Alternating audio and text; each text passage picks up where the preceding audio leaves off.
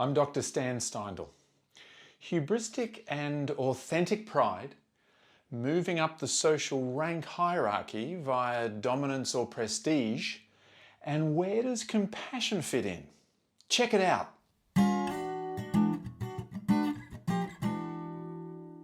Last week I spoke about pride, and in particular two types of pride. Hubristic pride, which is characterised by feelings of hubris, arrogance or egotism, with successes attributed to natural talent.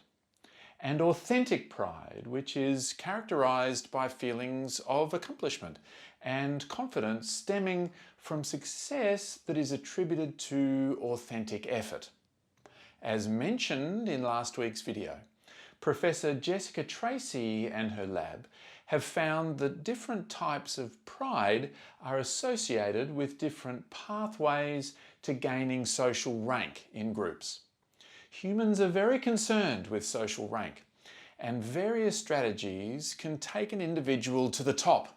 Evolutionary theory proposes the dual strategies theory of social rank, two distinct pathways that are equally viable pathways to gaining status in human social hierarchies: dominance and prestige.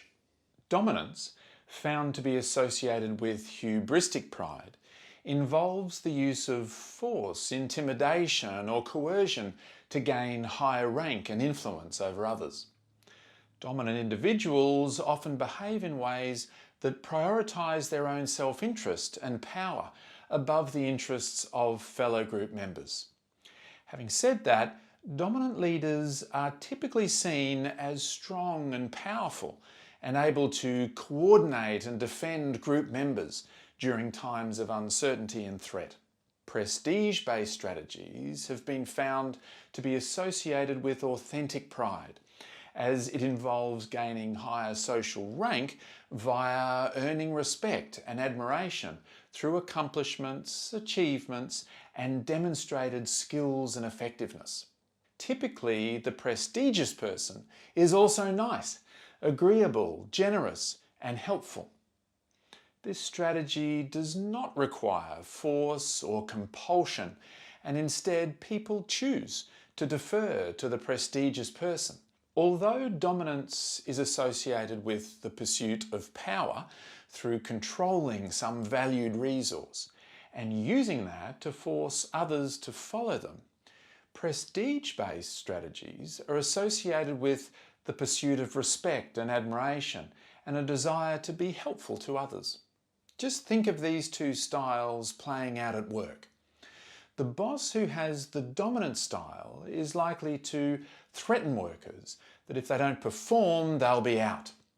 The workers don't like or respect their boss, but they follow them because they feel they have no choice. There'll be some sort of punishment if they don't. The manager who has prestige has earned the respect of workers who then choose to follow them. And in return, the manager guides, mentors, and teaches the workers to help them develop and perform. Now, the interesting thing is that the dual strategies theory would say that both dominance and prestige are effective strategies for reaching higher social rank.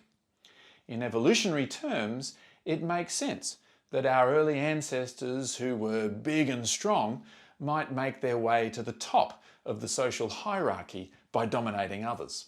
Many of the pharaohs, emperors, kings and queens and rulers throughout the ages used dominance to gain and maintain power, though it was often a risky business. We still see dominant strategies used by political and business leaders to gain power today, and it still looks a bit risky, I'd say.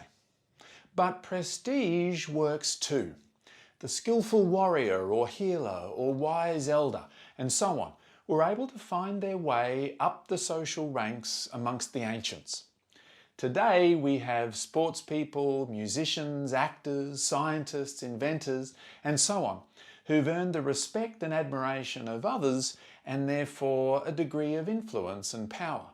In fact, you will often see dominant leaders try to conjure up some prestige playing saxophone on stage, riding their horse with their shirt off, but especially associating with others who have prestige, all in the hope of garnering respect and admiration alongside their enforced power.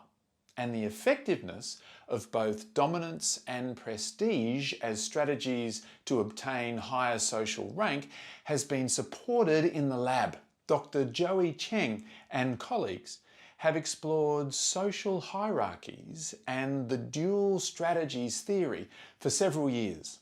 Two papers you might be interested in are a 2013 paper in the Journal of Personality and Social Psychology titled "Two Ways to the Top: Evidence that Dominance and Prestige are Distinct yet Viable Avenues to Social Rank and Influence," and a 2021 paper in Personality and Social Psychology Bulletin titled "Two Ways to Stay at the Top: Prestige and Dominance are Viable Strategies for Gaining and Maintaining Social Rank Over Time."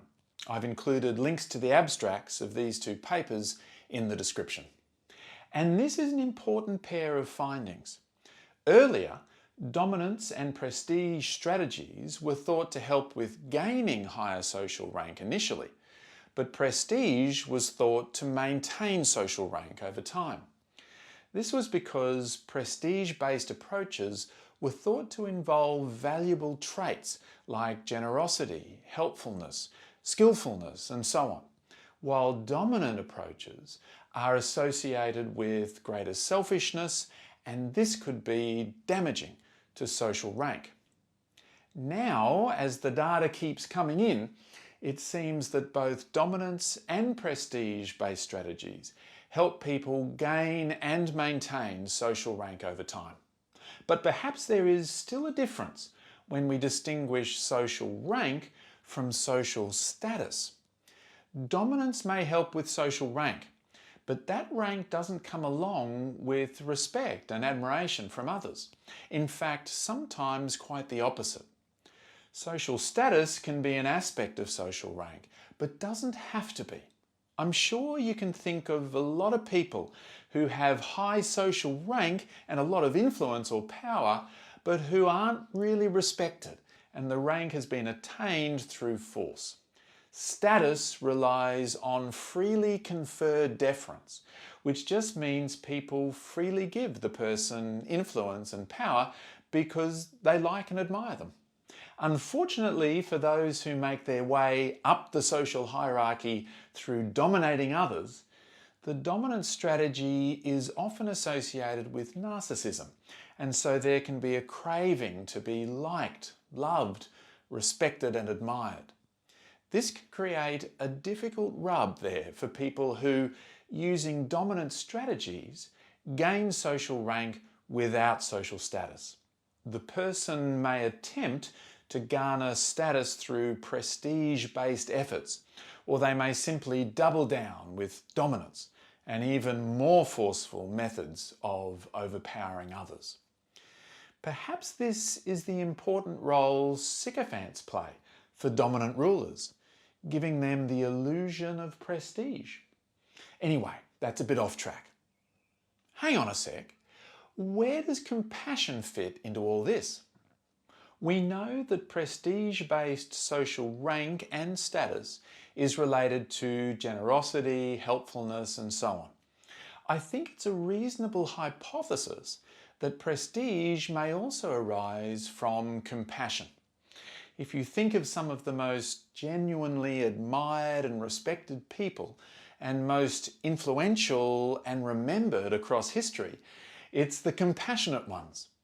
Religious figures, of course, spring to mind, despite how much generations of their followers might reshape or misshape the original teachings. But let's look to some research.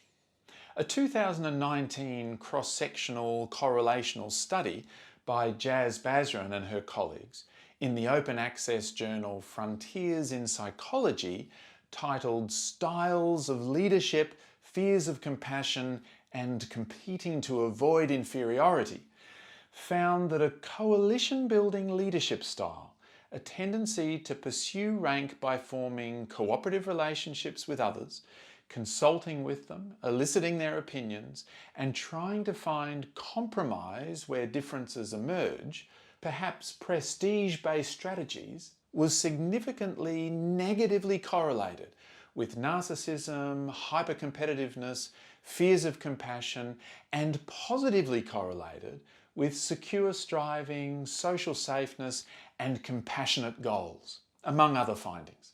So, perhaps compassion and compassionate action can garner prestige and help us move up the social hierarchy. But like all prestige-based strategies, the motivation isn't so much to gain power and influence, but rather to do good work. Compassionate people lead by example and by default. But humans have tricky brains, and often when our threat system is activated, especially in times of uncertainty, competition for resources, danger, and so on, the dominant leader will often step in, stoke the flames of division, and force people to follow them, promising them that they'll make them safe, no one else can do it, and perhaps even deriding, demonising, and in one way or another, removing those who might disagree. This social aspect to our species, hierarchies, power, and so on, is all very, very tricky. And I've probably raised more questions than answers in this video. Let me know your thoughts. Dominance and prestige-based strategies for climbing the social hierarchy. Both work, but in very different ways, and maybe prestige leads to higher social rank via higher social status, something that a more dominant strategy does not. And perhaps too, prestige-based strategies have compassion in the mix. Thanks for watching. Don't forget to subscribe if you're enjoying this content. I look forward to chatting in the comment section below.